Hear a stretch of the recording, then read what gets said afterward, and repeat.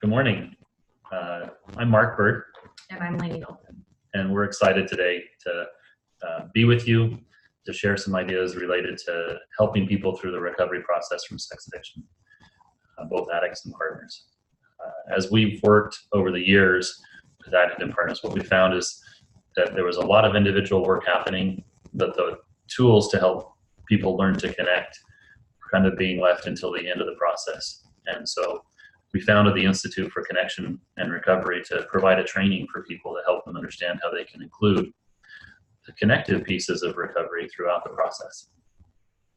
Additionally, this program treats both partners and addicts regardless of gender. We've been able to use this for female addicts as well as male addicts, and male partners as well as female partners.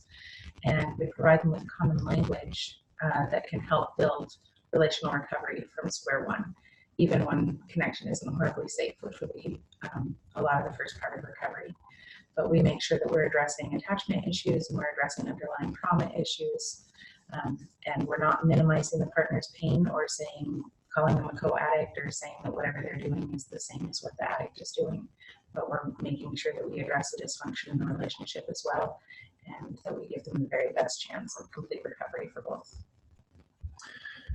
So what we hope to provide you today are some basic concepts and some additional tools that will even now get you started in improving some of the steps you're taking with the clients you work with to help you connect with them and then them to connect with you.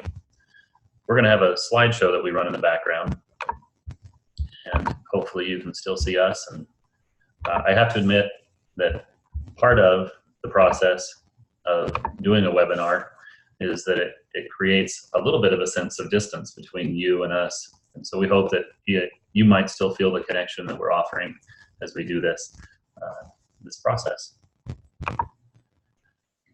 Just so you have that there, the Institute for Connection and Recovery has got a website, and you can look up more information about our institute there. Additionally, we'll put the slides from this presentation on that website in case you need to access them later. And we do have PowerPoints from previous presentations that we've done on that website. I think it's under past events or updates or something like that. So what we found is much of recovery is focused on trying to be sober. And while that's really important, our experience is that the opposite of addiction isn't sobriety, it is connection. And so what we hope today is that as you think about the different concepts, you can integrate what you already know about addiction recovery into an understanding of how addiction and connection are so interrelated. So when we talk about sex addiction, we're really talking about addiction as a connective disorder. That means my struggle to connect with you or to connect with myself and others is preventing me from being able to establish a pattern in my life that prevents me from using because I have so much going on. And while many people have heard of this because it's become famous in the recent future, I want to spend a little time on the rat park experiment. Recent past. Recent past, that's what I meant to say. The rat park experiment happened a long time ago, actually. It was kind of overpowered by other studies. The other studies started kind of the just say no revolution that all the advertising went on in the 80s. Yes, I lived in the 80s and was part of. And this other one, for some reason, got pushed to the side. Bruce Alexander did the study. So what happened in the early studies was they had rats in these very small boxes. All they had was access to food and water, as well as another drinking container that had heroin or cocaine in it. And they watched these rats, and they would gradually start turning to the cocaine or heroin laced bottles over time and become addicted, and eventually they all died. And so the argument was that these things are addictive, and so we just need to avoid them. Well, Bruce Alexander looked at that study and said these rats are social creatures, and they're also in this very small box with very limited options. And so he said, what if we created Rat Park? Rat Park was much more plentiful with space. It had balls and tubes to run in, food. It also had the same bottles, water or drug laced. And what they saw is the rats couldn't really tell the difference between the water or the drug laced. They tried them all. But eventually, they wouldn't use a bunch of the drug laced water, and none of them really became addicted. And they thought that was a pretty good idea, that there was more to this addictive stuff than just the addictive nature of the drug. And to kind of further prove their point, what they did is they got these rats into these smaller boxes, went through the same process of getting them addicted, and then took these addicted rats and put them in Rat Park. And over time, these rats stopped using the drugs. They actually detoxed, because you have to detox from the drugs. And eventually they integrated into their culture. Some examples that Bruce Alexander gave were the Indians. When we came to the Americas and pushed the Indians into secluded spaces, the alcohol rates just shot through the roof. They were forced into small spaces and weren't able to connect and do the things that they were doing before. Johan Hari came later and talked about the Vietnam War, all the heroin addicted military, and how they came home and everyone was really worried. Well, a lot of them didn't need treatment. They came home and got back in an environment that was more spacious, with an ability to connect and move without all the trauma. And slowly but surely they integrated back in. Doesn't mean that there weren't people who struggled in that process, but in general, there was a lot more people who recovered without treatment than not. So the argument that we have is that while there are things like trauma that are important to look at because they create disconnect, and certainly there is an addictive nature to drugs and behaviors like sex addiction, that the core of recovery is in that ability to be connected, to have the ability to move about and connect with others in a way that provides stability and eliminates trauma. So as we look at a connective disorder, what we see a connective disorder as is an inability to identify your emotions and needs. That's connecting with yourself. And an inability to meet your needs in healthy ways, which kind of comes off the cusp of identifying.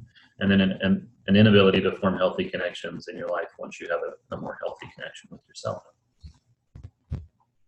So our goal today is to provide you some of those tools that are associated with connecting better with yourself and with others. In the world of addiction, there's a definition for spirituality that I really love, and that is that spirituality is our level of connectedness with God, ourselves, and others. And so our focus specifically today is going to be connection with yourself and connection with your partner. In our overall program, we spend a lot of time about connection with others. So whether that be joining groups or being active in 12-step programs or just learning to form friendships. For many people, it's very difficult to take those steps. We won't be talking about that a lot in our presentation today because we're really just focusing on addicts and partners. But know that our program covers a kind of a broader swath of what connection looks like at all levels with all different types of people. So one of the things that we have found is that even though there are a lot of similarities between addicts, regardless of gender, there's also a lot of differences. And those differences are really important to understand so that you can make sure that you're treating both populations effectively and so that you understand the ways to be able to connect to them. For example, some of the differences that we have found and similarities are between female addicts and male addicts are listed on this chart. Female addicts, usually their addiction is emotionally based. And keep in mind that this doesn't mean that all female addicts are going to fall into the female side of the chart. I have some female addicts who connect almost exclusively to the male side of the chart, and some male addicts who connect almost exclusively to the female side. It's a continuum, and we're just giving you the two ends of the continuum so that hopefully you can see the line more clearly and be able to identify the populations that would benefit from this. Female addicts tend to be emotionally based. Male addicts tend to be physically based. Both addictions usually start at puberty. One thing that we found that was really interesting to us and made it harder to be able to identify female addicts was that there is very often a significant break in overacting out after they get into a primary relationship. And that's something that the addicts that I've worked with have ended up calling the waiting period. They're waiting to see, okay, if we have a baby, will this fix things? If we finish med school, will this fix things? If we buy a house, will this fix things? And then once they realize that there is no button that's going to fix things, then they snap back into their acting out behaviors. But that can make it really hard to be able to see that there's an addiction. You'd have to look back to the patterns of behaviors before the primary relationship started. Usually that snap is a substantial snap. Yes. When it does finally happen, just so we're clear, which surprises everyone that's outside of that addict. Yes. That's a really painful time period for everyone. Like they've looked like a perfect housewife and mother and have several children and are the PTA, like soccer mom, PTA mom, and all of a sudden they're having affairs with multiple college students. Like within a week or two period, it just snaps into something that looks crazy. But it's really, the pain has gotten significant enough and they haven't been able to fix it. Doesn't excuse their behaviors, but does help to understand them so that we can make sure that we're treating them appropriately. We very seldom see a long break with male partners, maybe 6 months to a year, if any, when they get married or start a primary relationship. Additionally, a major difference is that addictive behaviors for females tend to look like they are meeting regular, natural, connective needs. A lot of times they'll say, I just want somebody to talk to. Their acting out behaviors will be talking on the phone all day long to this person who they are also sexually acting out with. But male addicts, it tends to be more clear that their behaviors may not be things that are usually in regular interactive relationships. Additionally, there are differences between partners, both male and female. Female partners tend to be more likely to stay in the relationship at the time of the disclosure. Male partners tend to leave at the time of the disclosure. And that is something that needs to be factored in and understood. I'm not saying you're supposed to keep secrets, but it's something that you're supposed to be able to make sure that your clients are prepped for and understand. Female partners are often the driving force behind therapy, whereas male partners tend to not want to attend therapy at all or be part of the process. Female partners tend to react most strongly to emotional acts of betrayal, whereas male partners tend to react most strongly to physical acts of betrayal. Female partners tend to have trauma responses that are expressed emotionally, and male partners tend their trauma responses tend to be expressed physically and verbally. Anything else that you want to add to that, Mark? You know, we've started several male partner groups, and there is a lot more resistance from male partners to come to therapy and work those. I think there's a fear that they're going to be seen as weak, as taking it. Those are all things I think female partners have in some ways, but it's just really, really hard to get male groups started. We've had several that have run for different periods of time, but just that sense of trying to engage them in treatment, and it's really hard, much harder than trying to engage female partners in treatment. So we review that briefly. Just there are many, many other aspects we cover it as we go through the program, but we wanted you to have a sense of some of the nuances that you're going to encounter as you work with female partners or male partners, as well as addicts. And if you can see those better, then it's easier to identify them and then also kind of know where to work with them. So we won't spend any more time there, but wanted you to have a sense of some of those nuances. And so the next step, what is the deepest form of connection? When I ask that, people tend to say things like love or Sex. If you're talking to a sex addict, especially. That's not an uncommon answer. That's true. But ultimately, we believe that the deepest form of connection is empathy. And the reason that's the deepest form of connection for us is it requires you to first connect with yourself. There's a great video by Brene Brown, you should look it up, that talks about empathy. But it's the ability to say, I can see you're having feelings. Where have I felt those feelings in my life? I'm willing to go to that place and touch on my own feelings, which can sometimes feel super overwhelming. And then I'm going to step back into your world and go, wow, I can see that, and I can see you're hurting, and I'm here. There's more pieces to that, but the reason it's the deepest form of connection to us is because it requires a deep connection with myself that gives me the stability to stay and be connected with you in the long haul. So much of our program is built upon how do I start to connect with myself and have a compassion and empathy for me that allows me to feel stable enough that I can then turn towards you and be able to be grounded and open in our abilities to connect. And we start by focusing on building emotional safety so that all of those steps are safe to take. We'll talk a little bit more about that later. So our goal ultimately for clients is to connect them to themselves and others. If we're doing that, ultimately we see that people have a much longer term recovery. There are studies out there. I mean, the whole approach of I draw a blank there. Motivational interviewing, is about not telling a client how to live, but helping them discover for themselves how they wish to live. So that's an idea that's rooted in how do I connect to myself. So old treatment patterns would be kind of the Minnesota model would be to just tell people you've got to do this. If you don't do this, you're not going to succeed. And what they found was a curve that looked successful, but over time went back into it.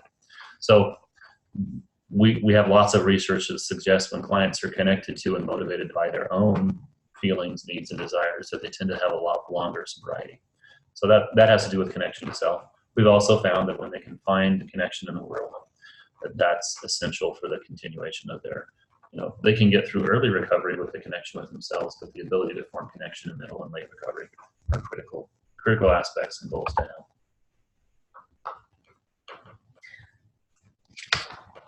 So how do we treat it?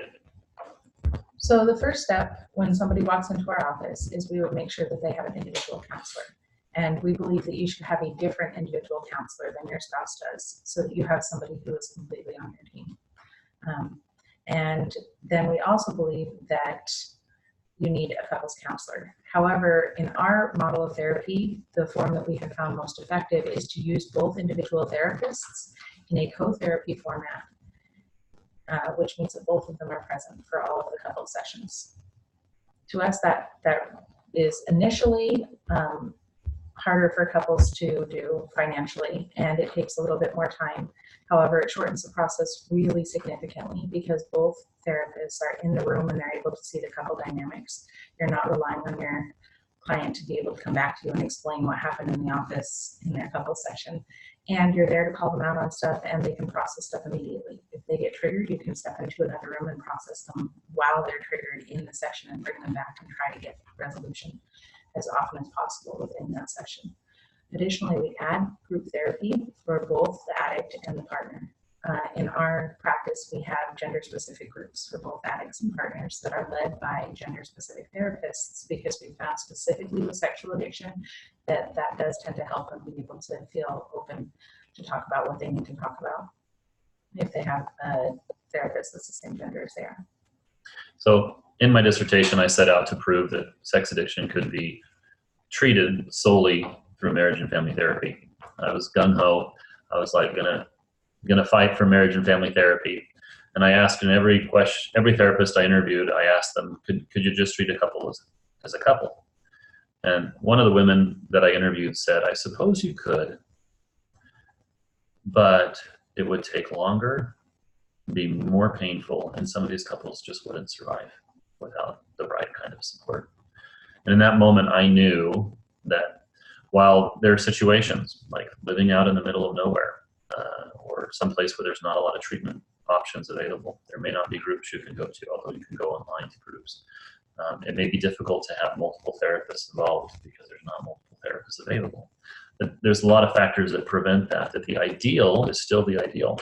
If we can get to a place where you're moving as quickly as you can with as much support as you can, then the pain is less.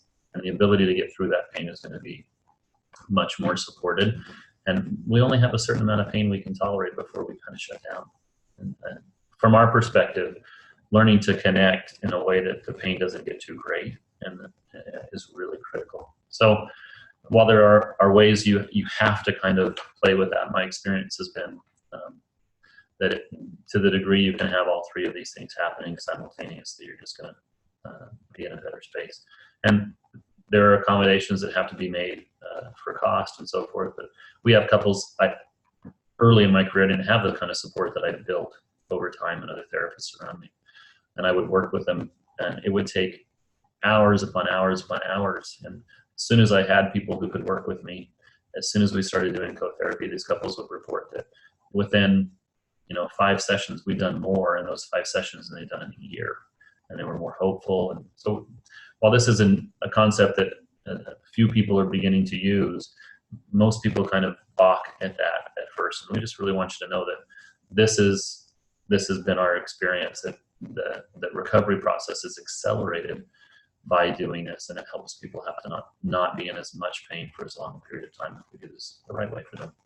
Additionally, using this model means that they're using the same tools, they're using the same language, so that even though they're going to individual counseling and they're going to their own group therapists or group therapy programs, that they're learning the same tools. They're able to see when there's progress. They're able to see when changes have been made. They're able to understand the steps that are taken. And we have group counseling for couples where we have, weekend intensives that we do for couples. One for early recovery, which is emotional safety. One for middle recovery, which covers empathy and connection. And then one for late recovery, which covers healthy sexuality. And those have been really vital to be able to make sure that the couples are connected throughout the process. And common language, my example of common language is I work a lot with addicts, so it comes from that realm. We talk about triggers a lot when I work with individual addicts, even those who aren't married, and learning to manage their triggers. When their wives are freaking out and they come to group and start talking about stuff like that, I'm like, is there ever a time you've freaked out where you haven't done things that were in your right mind? And they quickly realize, oh yeah, that's like my addiction. I'm like, so your wife has triggers, they're called trauma triggers, and you have triggers, they're addiction triggers. And men often have a lot of trauma too, but so you have trauma triggers and addiction triggers too. And as soon as they can see how those things correlate, it builds empathy. So that's an example of how we can reinforce triggers as a common language.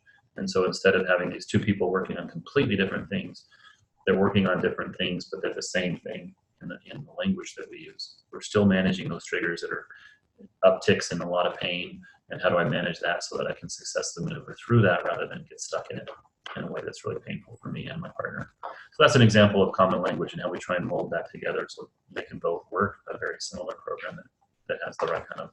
And while we're using that same language, we make sure that we also address a lot of the triggers that come from the partners are a direct response from the addictive behaviors and the addictions, whereas the triggers that are into the addiction existed before. Which leads us right into the next thing we're going to share. We're going to disappear for a second here while you watch the slides. So when we have a couple walk into our office, very often they will ask us, well, how are you going to make sure that you're addressing the stuff within the relationship? This is just the addiction. He needs to just be fixed. If in this case, it would be a female partner that would be talking to me. And I use this diagram where we have a circle in the middle that says, okay, this is a dysfunction in your relationship.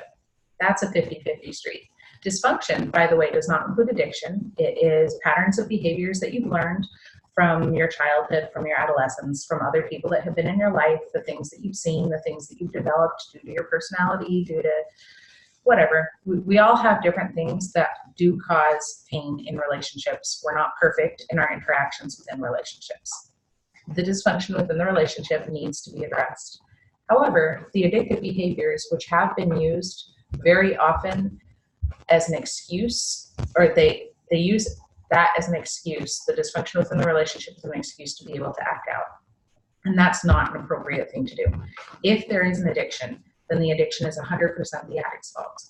It is the addict's responsibility to not act out in the addiction, no matter what's going on within the relationship.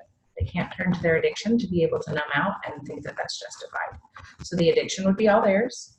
The dysfunction within the relationship would be a 50-50 street, and we would make sure that we're addressing the dysfunction from that perspective without telling the partner that they are responsible for the addict acting out, because they aren't.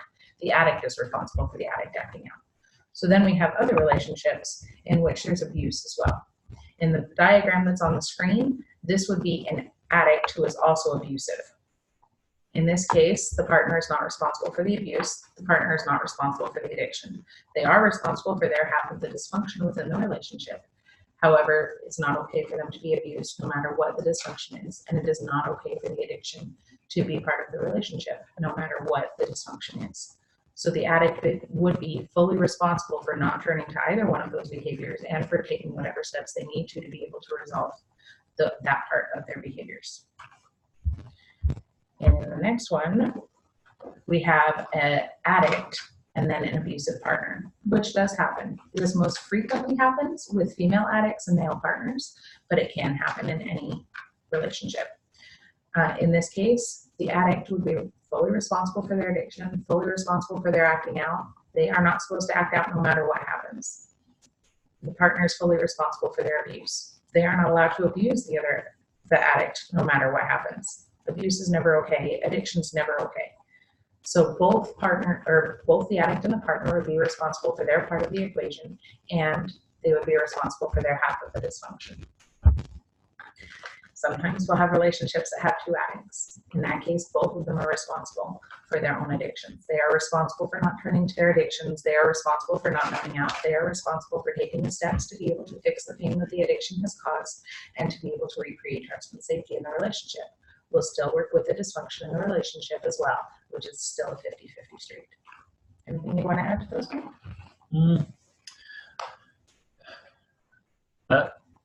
Maybe just a tad on accountability. It's really important. There's so much blame and shame that really what we're trying to do is just figure out how to hold you accountable for being the person you want to be.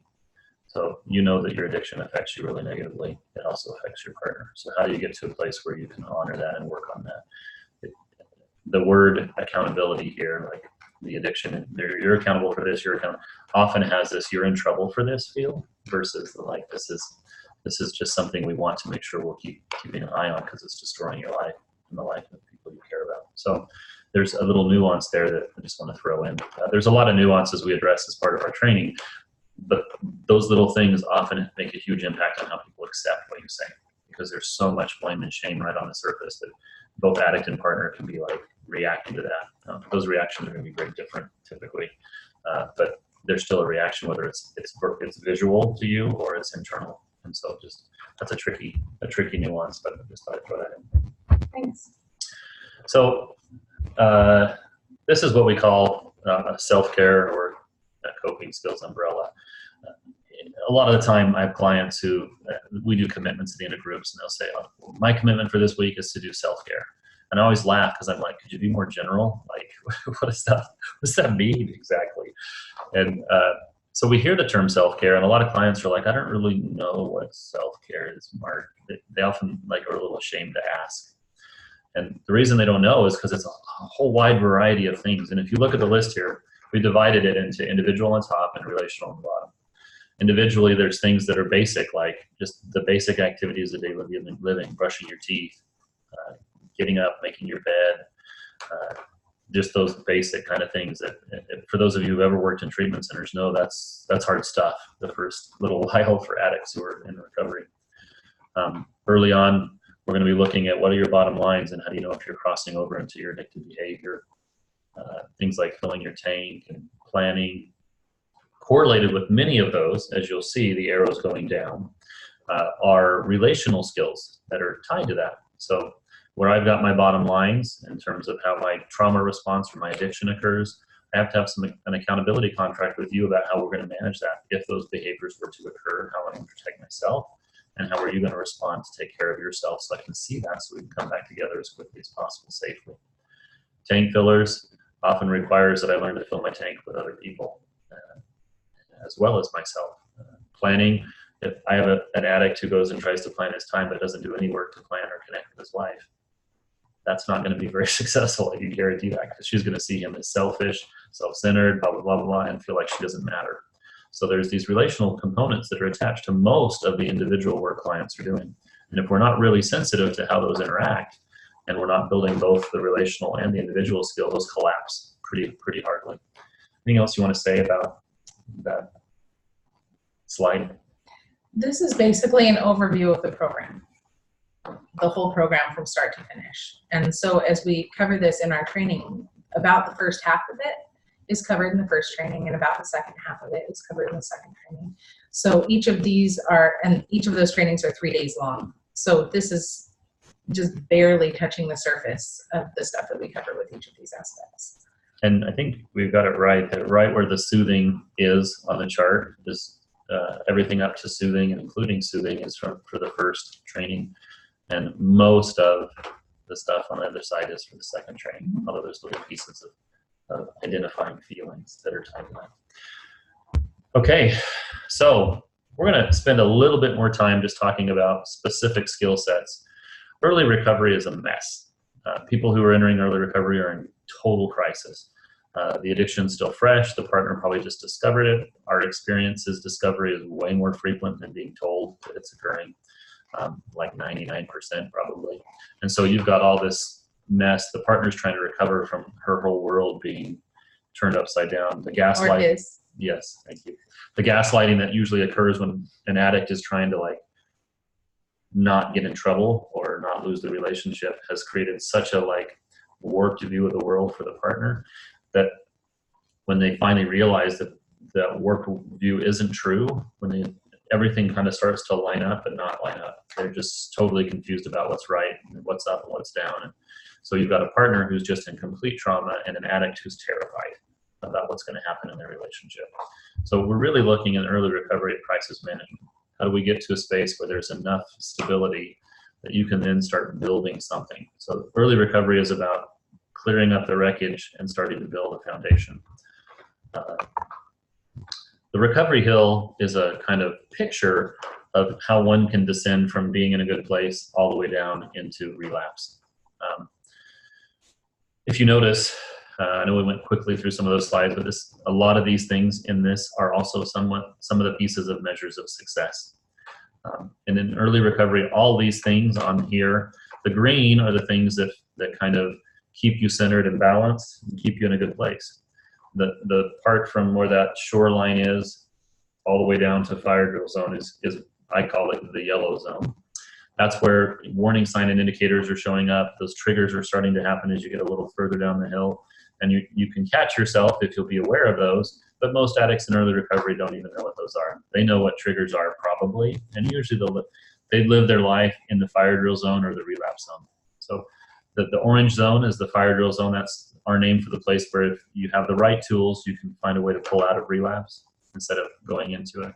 And then the slip, slide, and collapse are those places where I either, and this is true for almost every addiction, it's like I slip, but I get right back up. Or I think, well, I'm already down here. I might as well just kind of continue that behavior because it's kind of, 2 for 1, 3 for 1, 8 for 1 kind of thinking. And a collapse is where I'm just completely lying to everyone. I'm lying to myself. I'm lying to everyone. I pick up my 90-day chip and I'm not 90 minutes sober. That's a very painful place for everyone involved.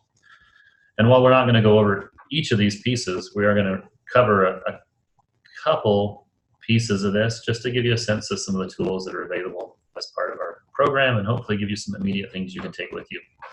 Now, Mark's covered the recovery hill for addicts. We also use the same recovery hill for partners.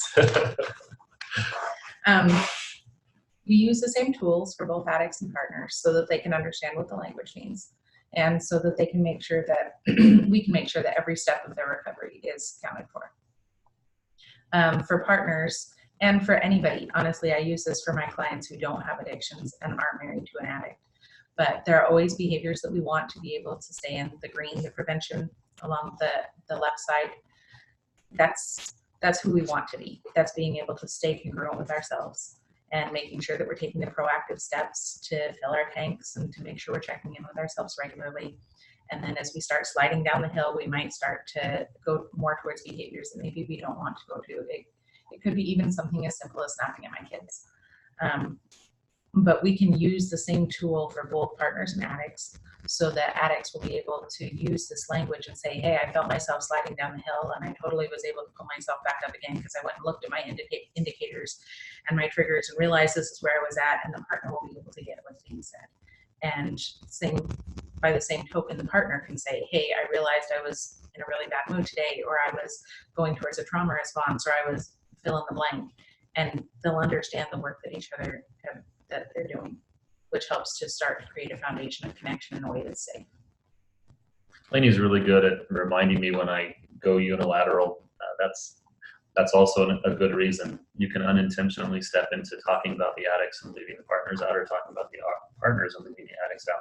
And when you do that as an individual therapist without a co-therapist to balance that, oftentimes it makes the trust decrease very rapidly. So I'm always grateful when Laney corrects me when I leave pieces out. I'm glad you're grateful instead of annoyed. Yeah. So we're going to just briefly talk about the trauma cycle and the addictive cycle. So if you look at the left-hand side of the trauma cycle, it says trauma and genetics. Bad things happen to us. We're taught unhealthy coping skills because we live in a world full of human beings. And that produces painful emotions that weigh on us. And sometimes that can happen gradually. Sometimes that can happen really suddenly. If we have something really major happen to us, we can have a whole bunch of painful emotions that are dumped on our lap. It can be something that is just one thing after the other, after the other, after the other. Emotions don't just disappear. So we can't just sort of leave them there and they'll go away. That doesn't happen. If we have healthy coping skills, then we're able to understand, okay, this is what I'm feeling. Oh, this is the need behind it. And this is how to meet the need in a healthy way. So short term, we do some work. Long term, we don't have to deal with that emotion anymore at that point because it's resolved. So that doesn't mean that we'll never feel that emotion again, but we don't have it on top of all of the other times that we felt the same emotion. So for example, if I'm lonely, so I say, man, I really just don't feel good today. Oh, I'm feeling lonely. Okay, my need is connection. How do I meet connective needs in a healthy way? I have some friends I can reach out to. So that means I have to do the work to reach out to the friends. I have to be vulnerable, admit that I need help and that I'm really struggling that day. But then my connective need is met. So that loneliness gets resolved. And the next time I feel lonely, I'm not feeling lonely on top of the loneliness, on top of the loneliness. So when that doesn't happen, when we aren't able to identify our emotions and our needs and meet them in healthy ways, then those emotions build up again, suddenly or gradually, and we get to a place where we snap into a trauma response. A trauma response is a temporary way to control a situation because we are hurting so badly that we don't know what to do about it. And these are survival responses: fight, flight, freeze, or frenzy. They look like denial, avoidance, reactivity, anger, rage, withdrawal, shock, codependency, depression. But those responses, we're trying to control a situation so that the pain will stop. In the short term, they work. If I yell enough at my kids, they'll probably do what I tell them to do, but it won't fix whatever it was to begin with that made me yell at them in the first place. It's not going to change their behavior long term because they're only changing it out of fear because I'm yelling. So I would have to yell probably more and more, and it cycles into something that's really not helpful. Because as soon as that wears off, then you feel hopelessness, you feel uncertainty, you feel loneliness, powerlessness, inadequate, isolated, and you still have the emotion that was there to begin with, because trauma responses don't actually fix emotions. They don't resolve them. They just temporarily control a situation so that you have it and you're not feeling that emotion at that moment, but it doesn't go away. So this is anything you want to add to the trauma response before we switch over? I think it's good to know that there's different types of trauma, big T, little t. For partners, the trauma of the discovery of all the betrayal that's happened is huge. So when you look at the side that says trauma, that weight is like they just had a ton of bricks dumped on it in that moment. So they may feel already disconnected and struggling in a relationship because they don't know what's going on, the addiction. But then they have this additional just huge dump of weight. And so they are in a very active trauma cycle from the get-go. Whereas a lot of our addicts have trauma cycles, but they've been gradual trauma cycles, or they're things that have happened way far in the past and they're still not coped with. So we're dealing with kind of a very immediate crisis with partners. And that takes a lot of effort and work on the partner's part to not see that as them being blamed and to really own that. But everyone has some type of trauma cycle, and most of our addicts have a pretty significant trauma cycle, but it's not a trauma that's directly based in a betrayal in the same sense usually. And we're not trying to tell you to just ignore the emotions that are connected to it, because if you just ignore the emotions, then it's not going to fix it. So if you're scared, then you need security, and we can help you to figure out how to meet that security so you have it, so that the emotion's resolved, not just stuffed into a box. But as is the case, all that long-term work is hard. It's hard when the pain is very, very real and very now to stay with the long-term work. So from From an addictive perspective, you'll notice the cycle looks very much the same because we're trying to use a very similar pattern so that they can see each other's struggles in a way that brings empathy over time. For addicts, there's usually a much more gradual build-up. They discover the addictive behavior early in their lives as a way to cope, although it's not coping, it's really escaping. Most addicts don't know how to cope better. There's a ton of fear and uncertainty about how to manage the struggles in their life, so they kind of stuff it until they can't take it anymore, and then they find this wonderful behavior that seems to provide immediate relief in the short term. A high connectedness, it's feeling like they've got power to finally deal with life better, but that very quickly kind of goes away and is replaced by the exact opposite, the hopelessness and the stress of like, oh crap, now that I've relapsed, what will people think of me? Now there's shame, etc. And that's the piece that comes back around and adds to the pile. And so addicts get in this escape pattern. Dr. Kevin McCauley would argue from the things I've heard him say and do in my interactions with him and his videos that over time that the addictive behavior actually replaces a lot of those survival responses in the brain. So instead of fight, flight, or freeze, which is what we do when we're in a traumatic situation, that drug of choice replaces that. It somehow meets all the criteria to bring everything back to non-crisis for a brief moment, only to kind of add to the crisis in the long term. So those escape behaviors, those addictive behaviors are actually incorporated attempts to cope with trauma in many cases. So you can see how that kind of bleeds a lot of that stuff together from the trauma cycle as well. And the goal ultimately in both cases is to figure out how to cope with the painful emotions that are a result of trauma and other things in their lives. And so they have a common goal, but it comes from different places in many ways. And the reactions are different. If you're looking at an addiction cycle, they escape or they numb out. Whereas trauma cycle, you're trying to control the situation. And there are a whole lot of consequences that come from addictive behaviors. And while there are also consequences that come from trauma behaviors, there's a different nuance when you're choosing addictive behaviors or when you fall into addictive behaviors. We're not trying to minimize the effect that that has on people and on people who are connected to the addicts. And slowly we want to transition into middle and late recovery. We're going to take just 2 seconds to discuss that.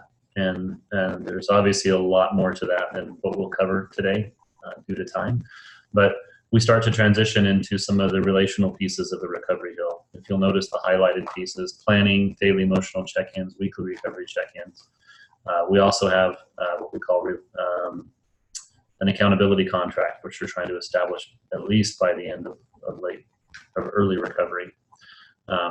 Those are all pieces that show up on the slide that we showed you earlier, but we just wanted to see that we also have a recovery hill that represents the components, how the individual components come together to support relational recovery as well.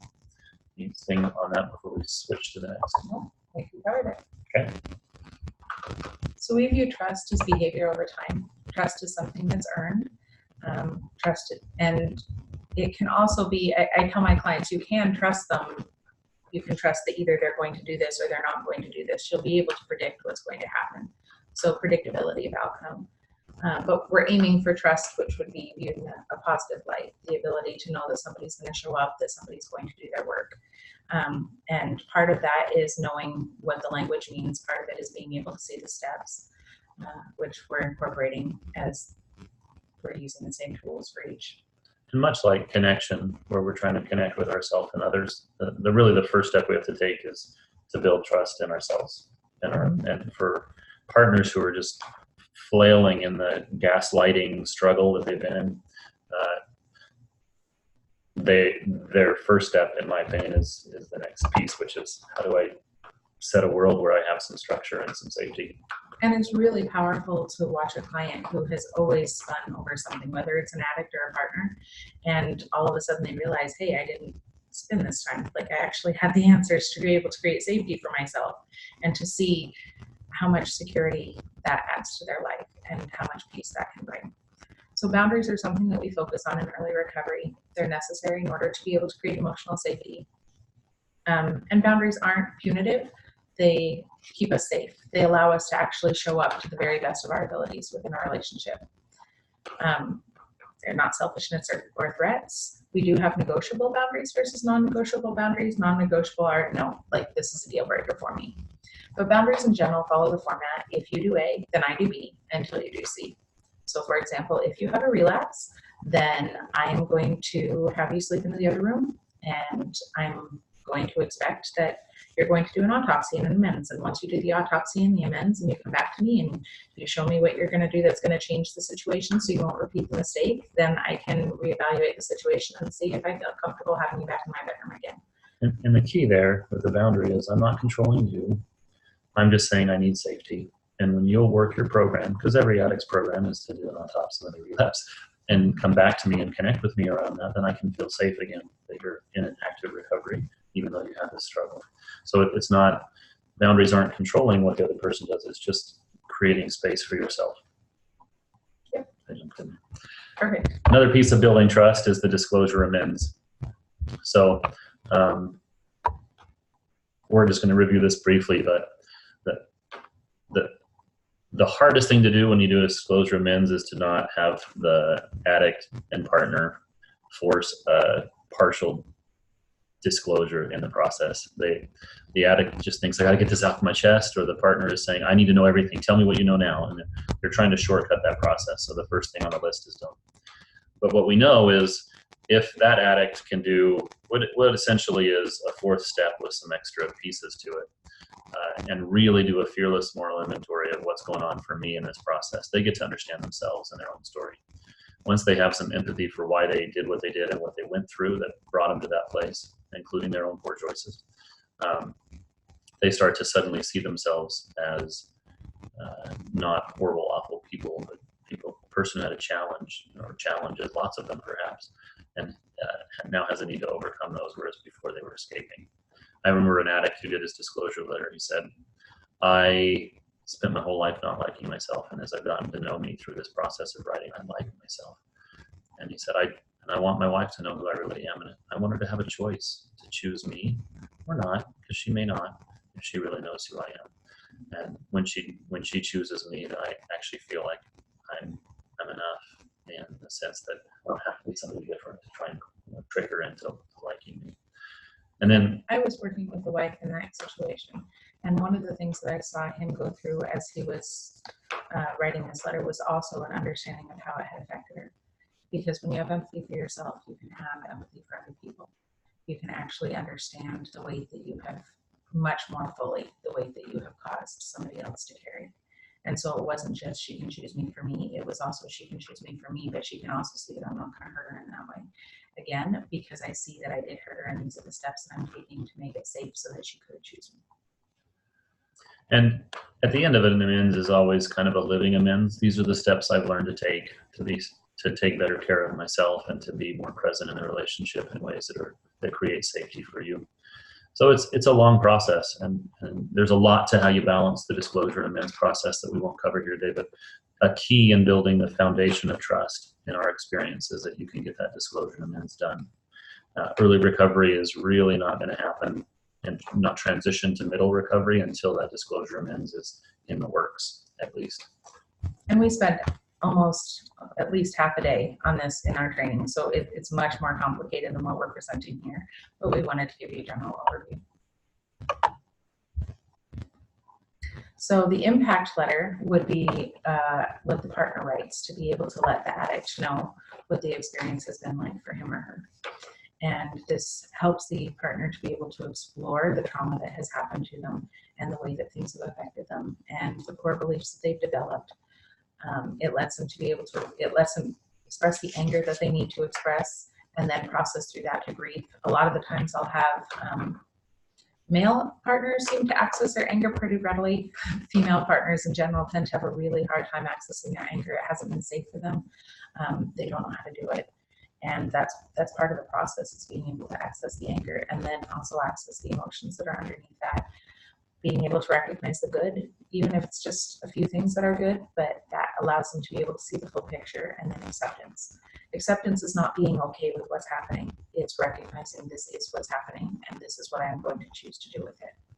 So it gives you a whole lot of strength and ability and power in your life to be able to figure out where you want to go from this and not to feel trapped.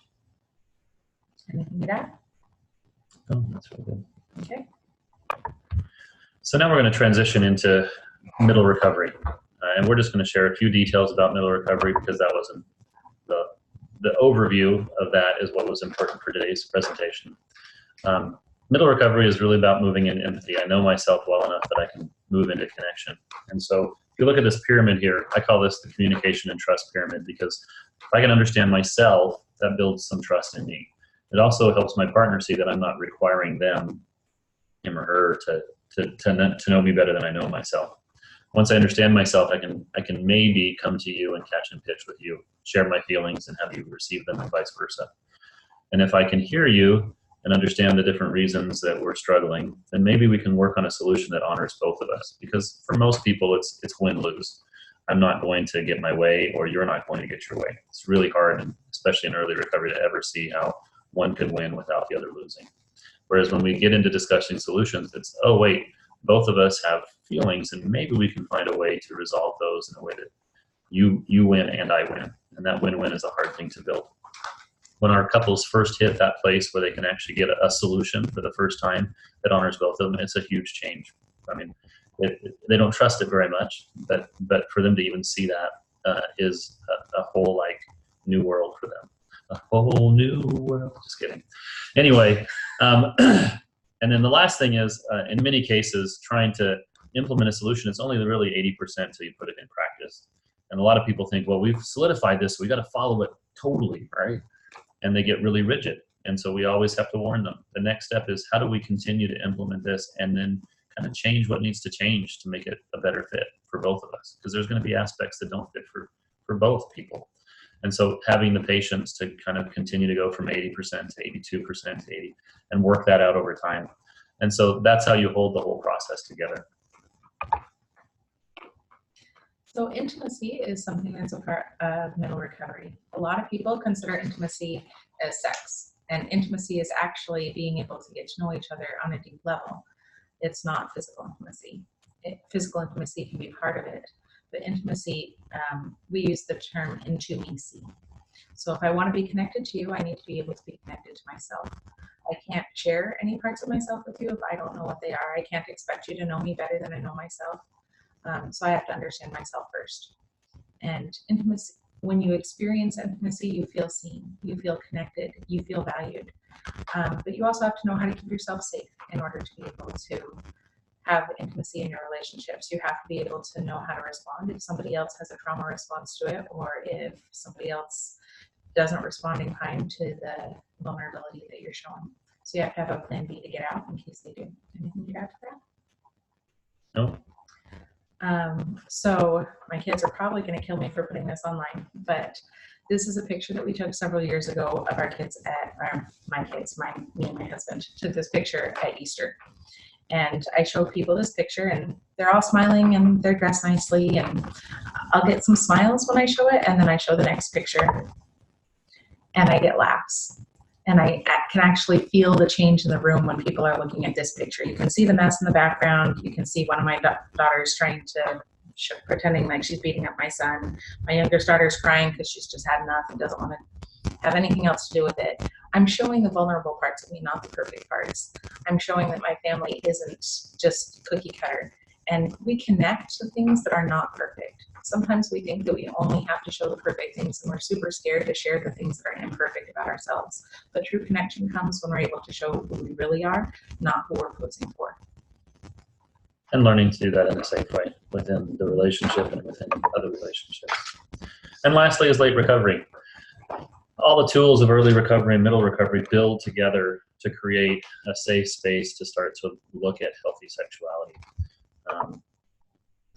And what we know is, in most cases, partners have a fair amount of trauma around sexuality because of the sexual betrayal that's there.